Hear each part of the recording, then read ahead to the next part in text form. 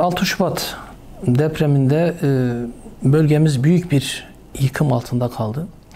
Bundan tabii binalarımız yıkıldı, evler yıkıldı, resmi daireler yıkıldı. Bununla birlikte birçok camimiz, minaremiz, Kur'an kursumuz da bundan nasibini aldı. Hatta İslahiye müftülük binamız komple yıkıldı.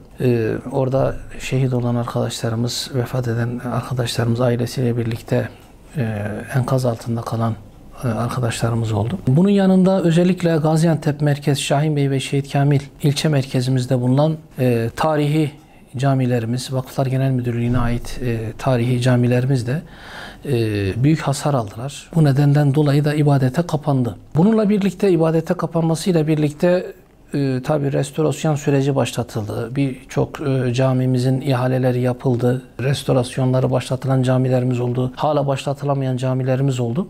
Bu zaman zarfı içerisinde camiler kapalı olduğundan dolayı birçok camimizde tinercilerin, madde bağımlıların mekanı haline geldi. Hırsızlık olayları oldu. Camilerimizde bulunan demirbaşlar olsun, diğer eşyalar olsun hırsızlar tarafından ve madde bağımlıları tarafından talan edildi bir şekilde. Bu bir yaz döneminde bir yaz kursu dönemi geçirdik. Bu dönemde bu camilerimiz yine kapalı olduğundan dolayı burada hizmet veremediler.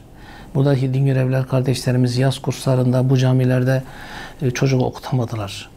Şimdi bu aynı şekilde önümüzdeki yıl yine aynı şekilde olacak. Ramazan geldi, teravih namazları kılınamadı bu camilerimizde. Yani bu bölgede yaşayan halkımız olsun, diğer vatandaşlarımız olsun, camilerin kapalı olmasından dolayı büyük bir mağduriyet yaşandı. En kısa zamanda bu camilerimizin restorasyonun tamamlanması ve hızlandırılması.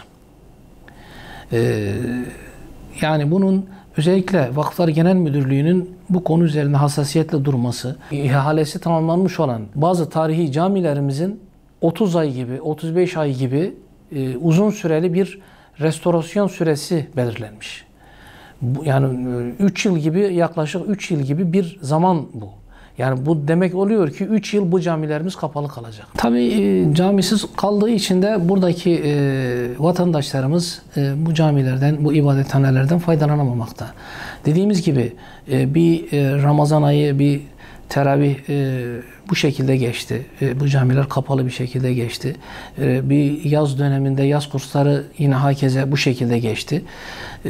Camiler kapalı bir vaziyette. Şimdi önümüzdeki süreçte yine Ramazan gelecek, yaz dönemi gelecek.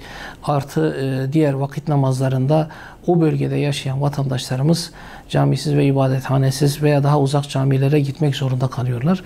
Bu nedenle özellikle Vakıflar Genel Müdürlüğümüzden talebimiz şudur ki bu camilerimizin bir an önce ibadete açılabilmesi için bu restorasyon sürecinin hızlandırılması ve sürenin daha kısa tutulması bir şekilde bu işe bir çözüm yolu bulunmasıdır. Bu süreç içerisinde de yine camilerimizin bu tinercilerden olsun, diğer madde bağımlılarından olsun, hırsızlardan olsun korunmasıyla alakalı olarak da gerekli tedbirlerin alınması gerekmektedir.